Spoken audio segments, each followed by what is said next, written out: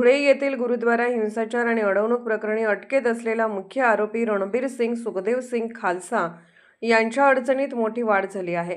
धुळे पोलिसांनी केलेल्या तपासात आरोपीच्या गुरुद्वारातील निवासातून मोठ्या प्रमाणात जिवंत काडतुसे आणि मॅगझिन जप्त करण्यात आले असून या प्रकरणी त्यांच्यावर शस्त्र अधिनियमाअंतर्गत नवीन गुन्हा दाखल करण्यात आला आहे।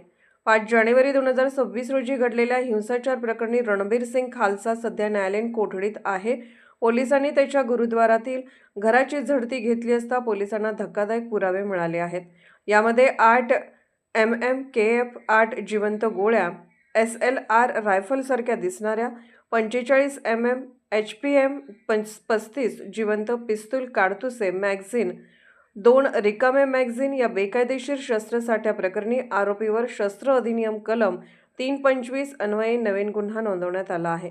या गुन्ह्यात तपास करण्यासाठी त्याला पुन्हा जेलमधून ताब्यात घेतले जाणार आहे। धार्मिक भावना दुखावल्या प्रकरणी अतिरिक्त कलम धुळे शहर पोलीस ठाण्यात दाखल करण्यात आला आहे। या कलमाअंतर्गत देखील आरोपीला पुन्हा अटक करण्याची प्रक्रिया पोलीस राबवणार आहेत।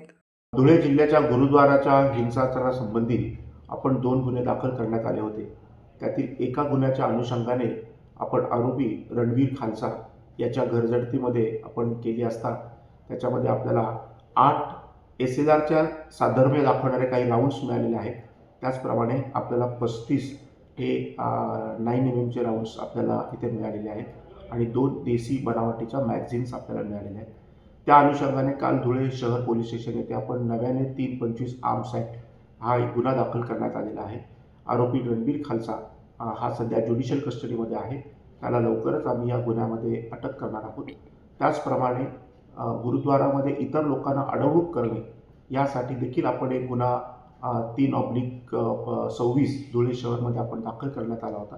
तर त्याच्यामध्ये काल नवीन 299 BNS कलम हे देखील ॲड करण्यात आलेले आहे आणि त्याची देखील कारवाई आपण याच्यामध्ये करणार आहोत।